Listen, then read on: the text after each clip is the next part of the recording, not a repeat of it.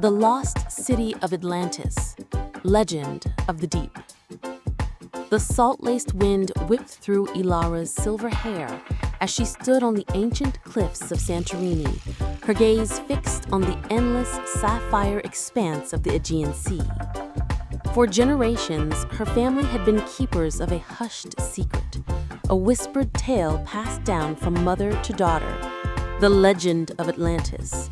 Not the fantastical myth of Plato's dialogues, but a deeper, more profound truth that resonated in her very bones. Ilara, a marine archaeologist whose reputation for uncovering forgotten civilizations was unparalleled, felt its pull stronger than ever. Her latest expedition, funded by an enigmatic benefactor known as the Obsidian Group, had brought her to this volcanic caldera, believed by some to be the very site of Atlantis' cataclysmic end. Most scoffed, but Ilara had found the peculiar seismic readings, anomalous energy signatures beneath the seafloor that defied conventional explanation. One blustery evening, as the last rays of sun bled across the horizon, painting the sky in hues of fiery orange and deep violet, Ilara's sonar technician, a grizzled old sailor named Marius, burst into her cabin.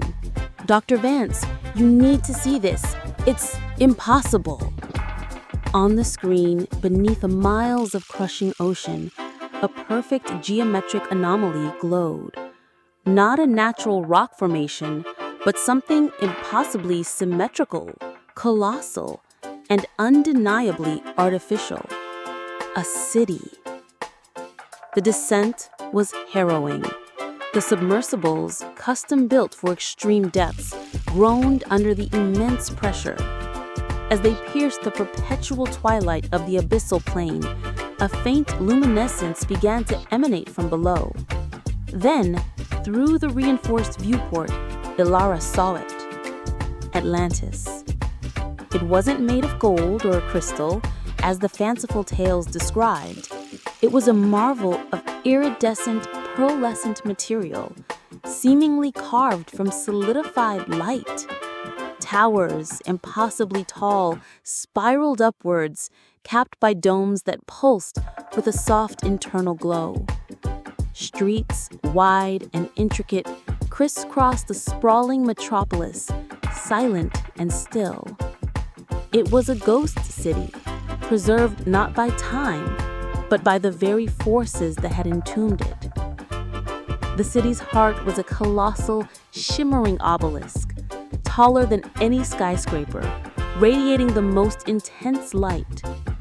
As Ilara's submersible approached, holographic projections flickered to life, dancing around the obelisk. Not mere light shows, but images, recordings, a history playing out before their stunned eyes. The Atlanteans were not human, not precisely. They were beings of pure energy and intellect, graceful and luminous, capable of manipulating matter with their minds.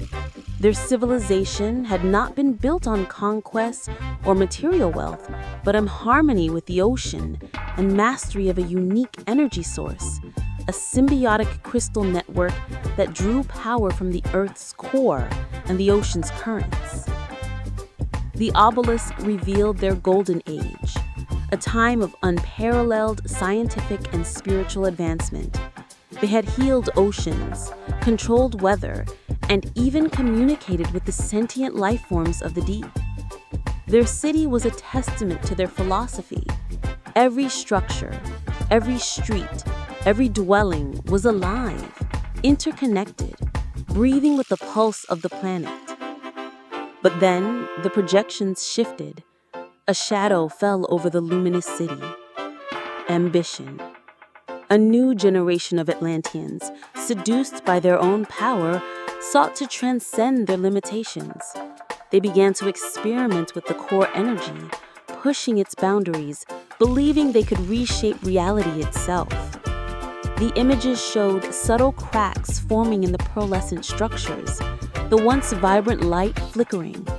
Warnings from the elder Atlanteans, wise and ancient beings who understood the delicate balance, went unheeded.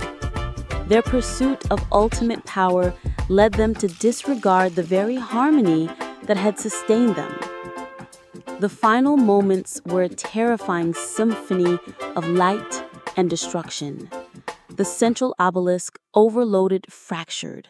A ripple of chaotic energy erupted, not an explosion of fire, but a silent implosion of reality, sucking the entire city into a void of its own making. The sea rushed in, closing over the wound as if Atlantis had never been. The very earth convulsed, leaving only a deep, empty caldera. Elara and Marius watched in stunned silence as the final image faded.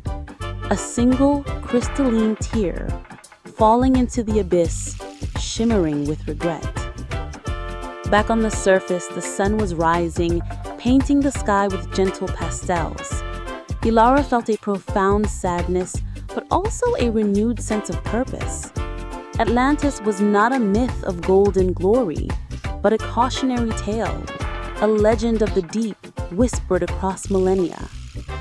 It was a testament to the fragile balance between progress and hubris, a warning etched not in stone, but in the very waters of the world.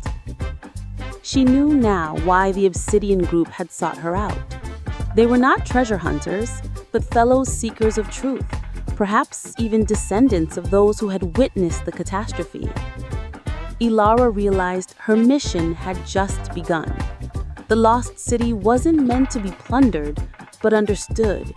Its legend wasn't just about what was lost, but about what humanity still had left to save. The depths held not just secrets, but lessons, waiting for those brave enough to listen.